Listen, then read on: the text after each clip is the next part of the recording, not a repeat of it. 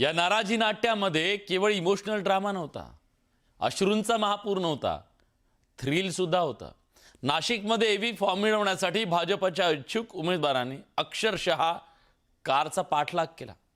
नाशिक मुंबई हायवेवर एव्ही फॉर्म घेऊन धावणारी आमदारांची कार पुढे, इच्छुकांची गाडी मागे आणि ही सगळी चित्तथरारक फिल्मी दृश्य वाटावीत अशी परिस्थिती उपऱ्यांना उमेदवारी दिली जात असल्याचा आरोप करत इच्छुकांनी हा सगळा गोंधळ घातला। आणि इतकंच नाही तर गेट तोडत इच्छुक उमेदवारांनी एव्ही फॉर्मसाठी बंगल्यात प्रवेश केला।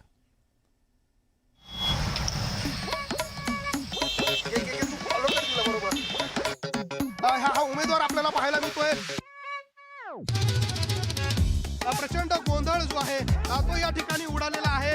आपण बघतोय प्रचंड संताप जो आहे लाथा मारतोय। नाशिकमध्ये एव्ही फॉर्मवरून भाजपमध्ये मोठा राडा झाला। एव्ही फॉर्म मिळवण्यासाठी पाठलागाचा थरार नाशिक मुंबई हायवेवर पाहायला मिळाला।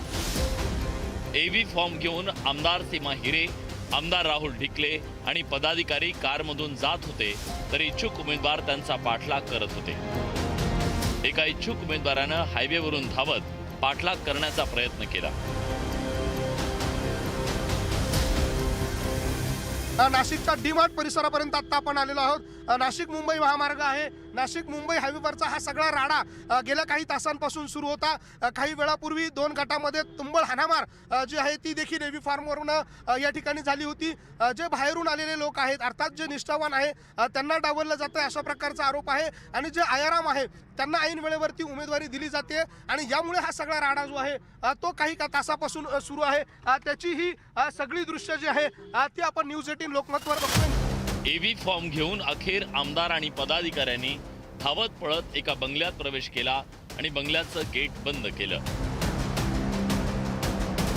तोपर्यंत सर्व इच्छुक तिथं धडकले। धक्काबुक्की करत काही कार्यकर्ते आत जाण्यात यशस्वी ठरले। राहिलेल्या कार्यकर्त्यांनी गेटवर लाथा मारत गेट उघडत आत प्रवेश केला। गेट तोडण्यात यशस्वी ठरलेले निष्ठावंत कार्यकर्ते एव्ही फॉर्म मिळवण्यात यशस्वी ठरले की नाही हे कळू शकलं नाही। मात्र 2 कोटींमध्ये तिकीट विकण्यात आलं असा आरोप इच्छुक उमेदवारांनी केला। 2 कोटी रुपये घेऊन तिकीट देता, आम्ही काय करायचं? विश्वास नागरे सारख्या माणसाला 2 कोटी काय पक्षी संबंध आहे? निवडणूक आम्ही घेतले। माझ्या भाऊ मोकात 17 मुलांना मोका दाखल झाला। पोलीस स्टेशन आम्ही विरोध असताना आम्हाला मला 4-4 तास बसून ठेवायचे। घेतल्याचा आरोप आपण केलाय, नेमकं काय झालं? नेमकं परत विश्वास नागरे सारख्या माणसांनी 2 कोटी रुपये त्याला तिकीट देता। कालपर्यंत माझं तिकीट फायनल होतं। आम्ही एकनिष्ठ कार्यकर्ते।